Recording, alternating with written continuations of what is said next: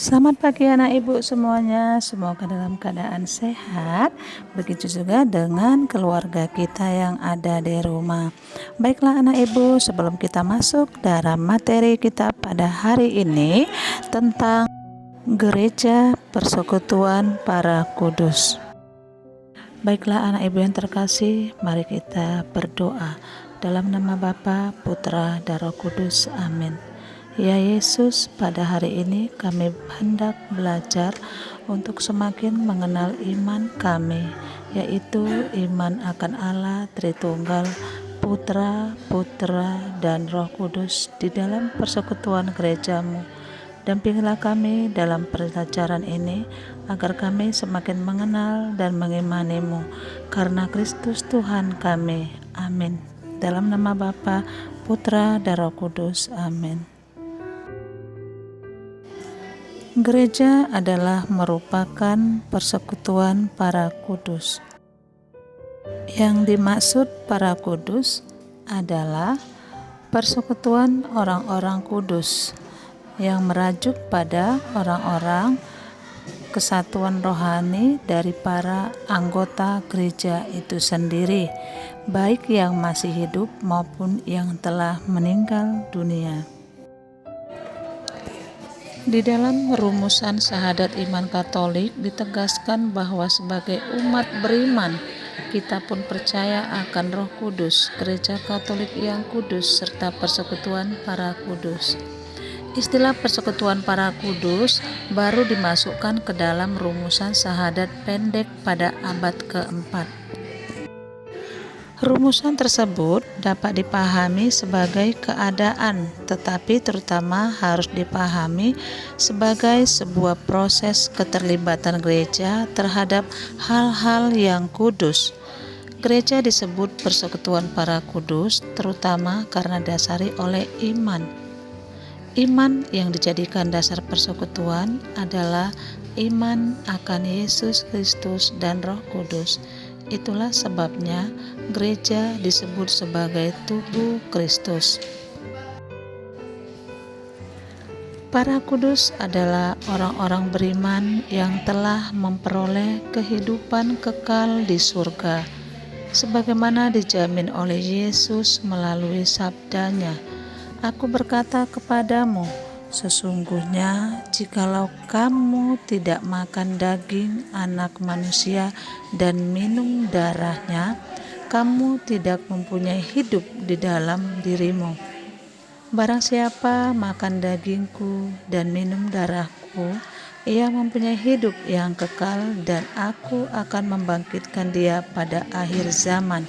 Inilah dari Kisah Yohanes 6 ayat 53. Persekutuan gereja diikat oleh tubuh dan darah Kristus, yaitu kesediaan untuk melakukan kehendak Allah sebagai makanan utama umat beriman. Dengan demikian, persekutuan para kudus bukan hanya sesuatu yang bersifat fisik atau lahiriah, tetapi juga yang bersifat rohani, yaitu persekutuan dengan anggota-anggota gereja yang telah meninggalkan dunia ini. Iman dan keyakinan terhadap persekutuan para kudus merupakan ungkapan iman gereja untuk dapat memiliki kesatuan seluruh umat beriman kepada Kristus di dalam Roh Kudus. Baiklah anak ibu, kita akan mengenal dari salah satu orang kudus adalah Santo Stefanus. Satu-satunya sumber informasi terpercaya tentang Stefanus adalah Kisah Para Rasul bab 6 dan 7. Di dalamnya Stefanus ditampilkan sebagai orang beriman yang kokoh dan penuh Roh Kudus, dan salah satu orang yang diangkat oleh para murid Yesus untuk menjadi diakon atau seorang pengurus rumah tangga jemaat. Baiklah anak ibu, kita lanjut ke slide berikutnya tentang tradisi gereja Katolik. Dalam tradisi Gereja Katolik terdapat istilah Santo, Santa, Beato, Beata. Istilah tersebut merupakan penghormatan kepada orang-orang tersebut karena kesucian imannya, jasa, serta pengorbanannya. Semua istilah disebut berarti yang disucikan. Santo Stefanus adalah martir pertama. Martir artinya orang yang wafat karena mempertahankan imannya akan Kristus. Karena iman, kesucian serta pengorbanannya kepada Kristus dan gereja, ia diberi gelar. Rumusan syahadat menegaskan bahwa kita mengimani persekutuan para kudus.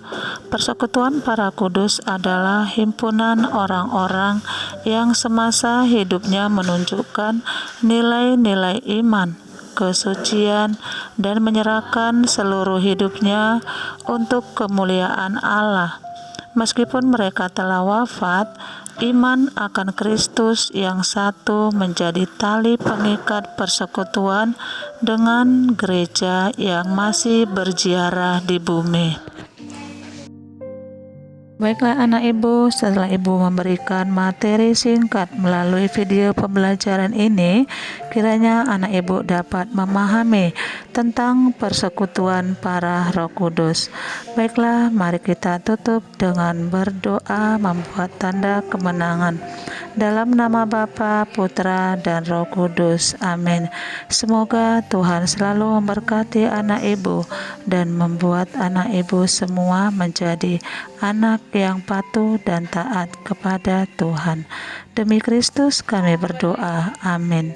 Dalam nama Bapa, Putra, dan Roh Kudus. Amin.